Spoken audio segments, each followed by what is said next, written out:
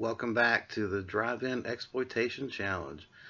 Really kind of looking forward to this. It's every year, twice a year, you've got the April Challenge, Drive-In Exploitation Challenge, where you try to watch 100 films in the month. And then, of course, October, you've got the 100 horror films in 31 days. Uh, so this is, I guess this is my third or fourth year participating in this.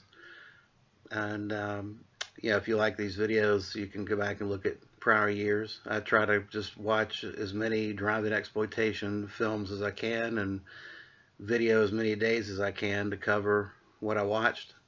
A lot of fun, a lot of duds. Obviously, when you get into these kind of genres, you get quite a bit of duds, as we will talk about shortly. Anyway, if you're interested in it, go to the DVD Talk forums, and you can check it out there. I'm also on Letterboxd under Number Crunch, if you want to kind of look at what I'm watching and see what my ratings and overall thoughts are prior to the videos. You're welcome to do that as well. So with that, let's start day one.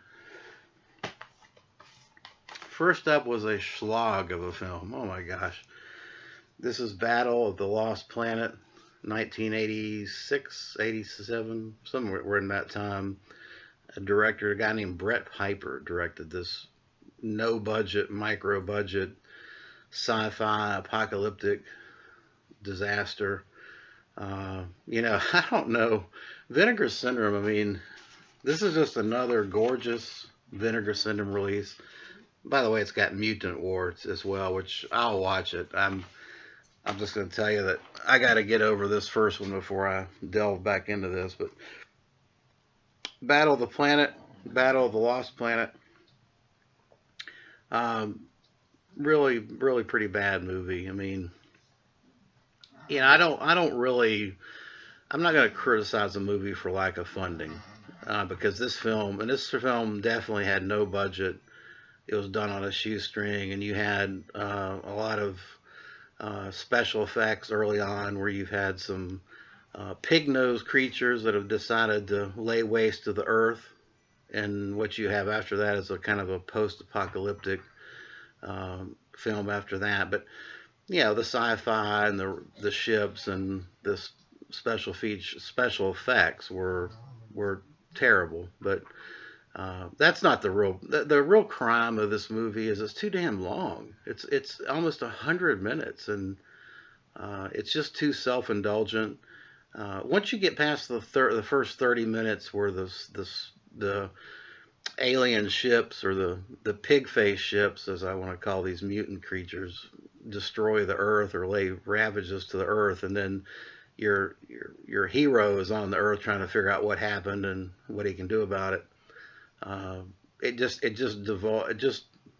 dives into kind of a really no budget post-apocalyptic film, where this guy and a couple characters are kind of walking around in someone's backyard practically. So the settings of the film are not very good, not very interesting, and it's a lot of walking around, and just not a very engaging film. So I give it a 3 out of 10. I don't want to be too critical, because it was an independent film, and I think it was one of Brett Piper's first films. So we will see. Next up would be Mutant War, so I'll check that one out at some point. Next up, it did not get better. This is Andy Milligan, The Man with Two Heads. There's people I think that like Andy Milligan. He gives some people a soft spot in their heart for the guy, because of he gets an A for effort, or I don't know. I'm not one of those. I'm not going to be too rough on the guy. I mean, but man, the dude, it's just bad. This is technically bad. Bad camera work, horrible editing. I mean, the editing is so bad, it just takes you out. Every scene where there's a climactic event is so poorly edited and butchered that it's like, man, it almost is like a stop start. It's like 5 or 6 points in the movie where there's just a scene that's building up to something, some kind of a climax of some kind, a kill, and it's just so badly edited and butchered that it's so off-putting. It's just I can't get past it. I will say this: Denise DeMarin was the guy that plays Dr. Jekyll. He actually gives it. He's actually passable. He did it pretty good. So this is simply a Jekyll and Hyde story, an Andy Milligan Jekyll and Hyde story with some. I guess he's trying to pay homage to Hammer films. He's got a lot of people trying to speak in a British accent with a lot of costumery and Hammer a la Hammer type stuff. But it's very talky, very uninteresting, and then you just overlay that with a lot of bad camera work and horrible editing. It's just not much to say other than it's crap. I mean, so that's 4 out of 10. I'll tell you that this release from Code Red looks great though. It's a great looking print. There are some special features on this. There's like a minute of deleted scenes, which I could have done without. But all right, so that's that.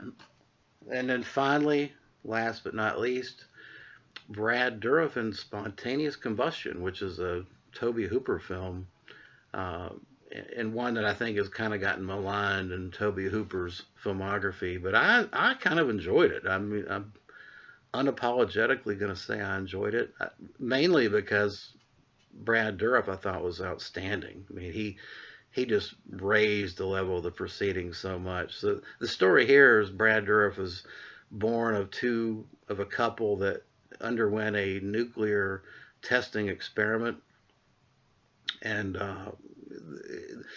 the testing is by the scientists is analogous to, well, they tried to make the analogy that, hey, if we hadn't had experimental open heart surgery, and we wouldn't have kind of the techniques that we have today to save lives. So, what happened to your parents when we did this nuclear experiment was a shame. But basically, his parents spontaneously combusted and left him to try to figure things out. So, the special effects were shoddy.